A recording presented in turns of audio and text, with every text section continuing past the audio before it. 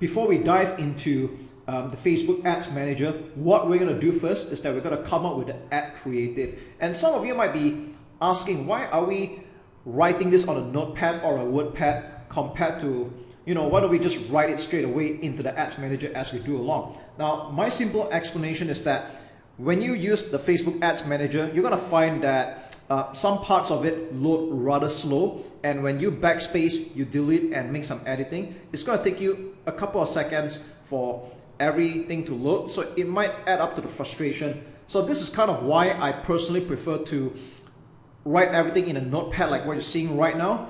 And when it comes to the ad creative afterwards, we're going to just copy and paste the contents into Facebook Ads Manager and be done with it. So here we are right now on a notepad, and you're going to see that this is PAS, and you're wondering what is this all about. Okay, now there are obviously many different ways to write your ad copy or how to do the copywriting for your Facebook ads, and I'm going to show you a simple tried and tested formula that you can practically follow and apply it to multiple types of offers in multiple types of niches and markets and industries. So PAS basically stands for problem, agitate, and solution.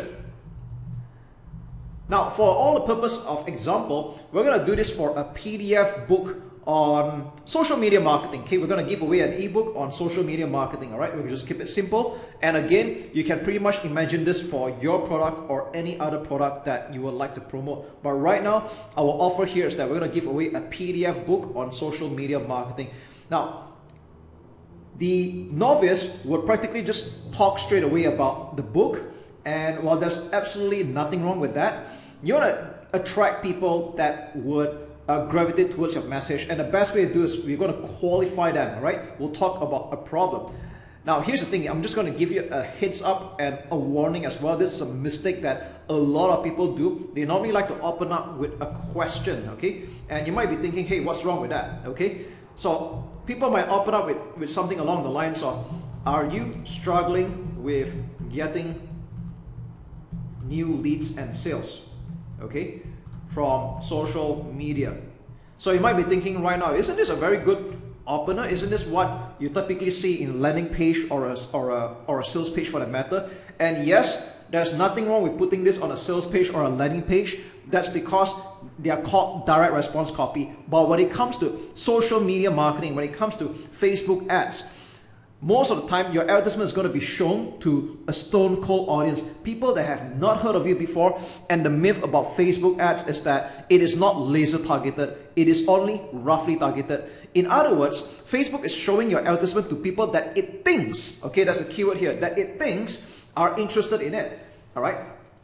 Now, what if people that are reading this right now and say, hey, I don't have a business, or I'm employed right now, or this has got nothing to do with me? So you can see that this is not going to rhyme with a lot of people, and you don't want to be direct about it. And it gets even more extreme in some cases and sensitive. Like, for example, are you a Christian? Okay, or okay, are you fat? All right, okay, I'm just putting that as an example. I know it sounds kind of insulting, but guess what? These are the traditional mistakes that a lot of advertisers are doing right now without realizing. So the thing here is that you do not want to open with a very direct question like this, because again, your advertisement is going out to people that have not heard of you before, and we're not even sure whether they are the right people for saying this. Again, Facebook is serving your advertisement to people that it thinks is interested in it, okay? And that might not be true. So you don't want to be writing this kind of words. Instead, you should be rephrasing it to a third party or indirect point of view. So I'm going to rephrase this one in particular right now.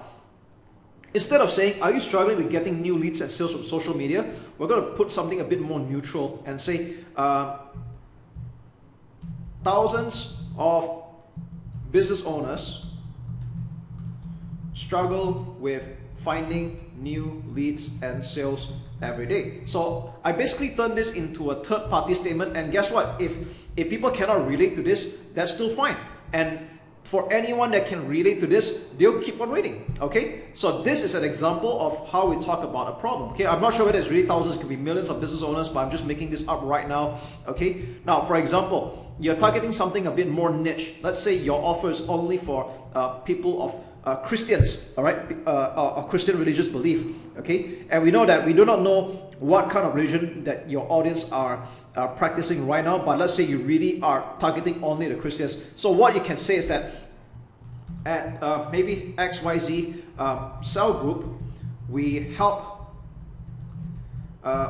Christian youths to so on, okay?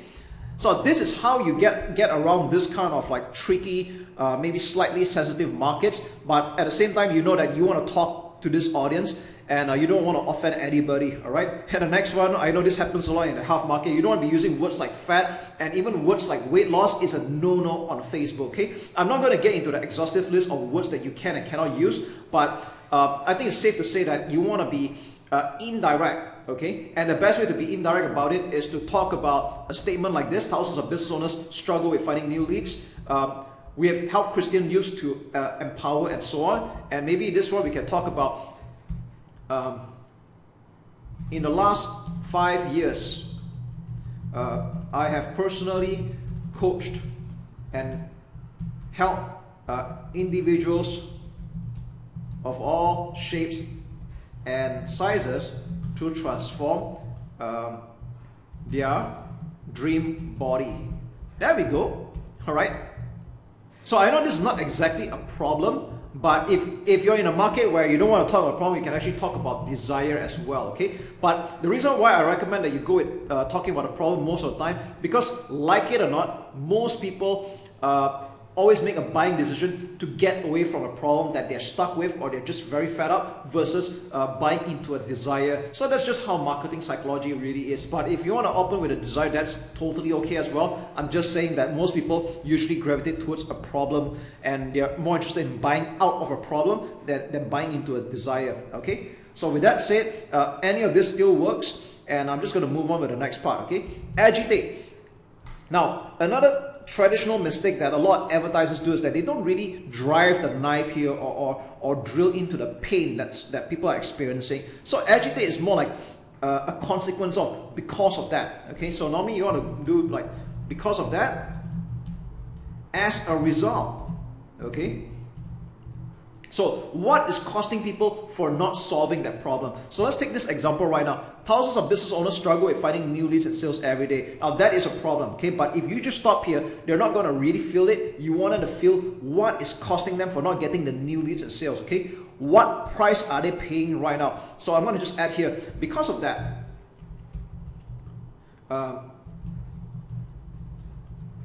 entrepreneurs find it tough to scale their business, and it's no surprise that every 9 in 10 businesses or every 9 in 10 people go out of business in 5 years, in the first 5 years, okay?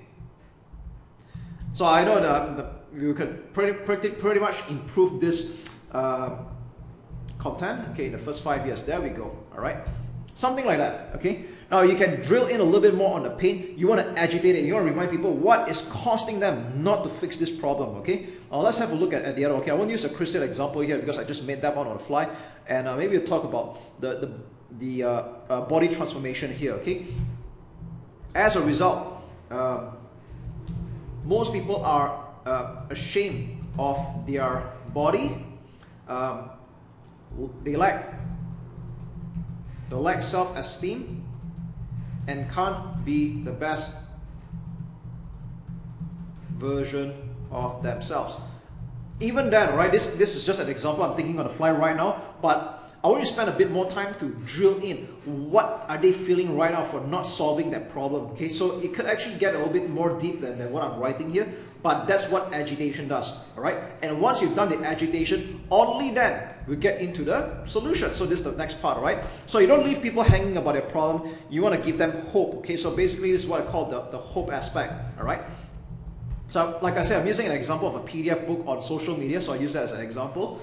This is why I wrote a PDF book called Social Media Secrets. Okay, I'm just making that up again.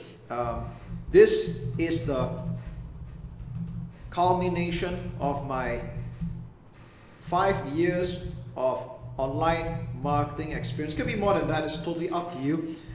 And in the interest of demonstrating value, I am giving this book away for free.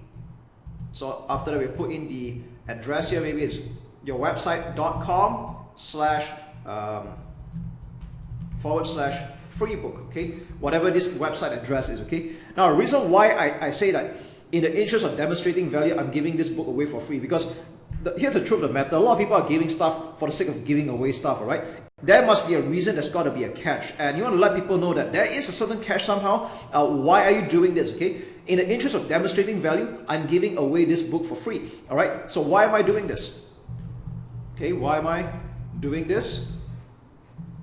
Truth be told, or rather,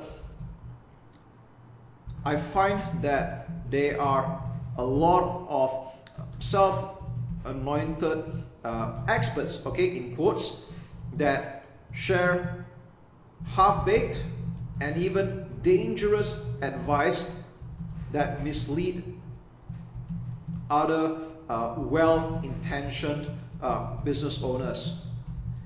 And I find it my moral obligation to show how it's really done. All right, so just come up with a reason why you're doing this and why should people listen to you. So this is a good part where you can just brag a little bit about your achievements or your perspective, okay? And then you can just do another call to action. Click here to get my PDF book. And then we'll just make a copy of the link again, all right? And there we go. That's it. So that's a PAS solution. Problem, agitate, solution. Now, at this point here, I'm just going to add something else. You will eventually be asked to add in what we call a headline. Now, the headline is not what you're thinking of right now. It's not something that appears at the top of the ad, but it appears at the bottom of the image or the video for your Facebook ad that we're going to do afterwards. So we're just going to call it something more straightforward. We're just going to call it free PDF book. Social media secrets. There we go. All right. And you're also going to be asked to add a description afterwards. This is optional, but this is the part where I would like to make a reminder or a call to action. Click on this post to claim your free download. Okay. And just one more thing I would like to add is that you can add emojis if you would like to. It's quite simple. All you need to do is just go to Google search this thing called emoji keyboard, and you can click practically any of this top results here, and yep, we can choose anyone that you want. There's a library of emojis you can choose from, or the fastest way is you just type search. Maybe I just type the word book inside, and I'll take a book cover, and I'm just going to paste it here. Copy and paste. All right. And again, we're going to copy and paste this entire thing afterwards into the what I call the Facebook Ads Manager in another exercise or in another video. Okay, so I'm just going to reduce this right now. And as a rule of thumb, when you're writing all this, let me just add a few more footnotes before I end this video. First and foremost, I would recommend that you use 10 emojis or less. Now, you don't have to use all of it. You can put in a little bit. But I recommend that you put a maximum of 10 and no more than that, because anything more than that, your Facebook ad will look rather spammy. It's going to get a low quality score, that's my guess, and it won't look that good. Okay, just use a little bit of emojis, it's fine, like 2 or 3 or a few of it, that's okay. All right. Now, how long or how short should your ad copy be? Now, the way I see it is that there's no real length, ideal length, but one thing's for sure, you don't want to be writing 2 or 3 lines. All right, avoid 2-3 line ads, because this doesn't tell enough. And the truth of the matter is that Facebook is a learning machine. In fact, the more that you write into your ad copy, the more you're telling Facebook, this is the kind of audience that I am looking for. Okay, so it's a lot preferable that you write at least a medium to a long post for your Facebook ad. And just to give you a sub-objective to it, 2,200 character limit if you want your ad on both FB and Instagram. Okay, now if you write more than 2,200 characters, it can still show on Facebook. There's actually no true limit to it, but of course at the same time you don't want to write a lot of fluff. but I just want you to know that if you write more than 2,200 characters, it will not show up on Instagram because of the character limit, okay? So if you're particular about the character limit and you want your advertisement to show on both Facebook and Instagram, then you want to keep it 2,200 characters or below. So yeah, there you have it, okay? We've just got an ad copy. Let's not overthink this part. And like I said, there are practically a lot of formulas out there.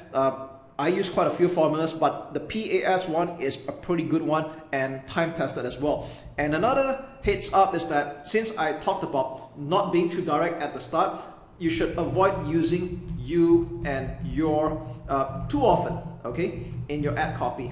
All right, so just a heads up, I'm not saying you can't use the word you and your, I'm just saying minimize that as well. And I normally save it for the call to action. So what do I mean by call to action is basically towards the end of the ad copy, you want to make an instruction and you want to make an assertive command that click here to go to whichever website that you're putting in, okay? So that's all there is to it. I'll see you in the next video and let's put the magic together.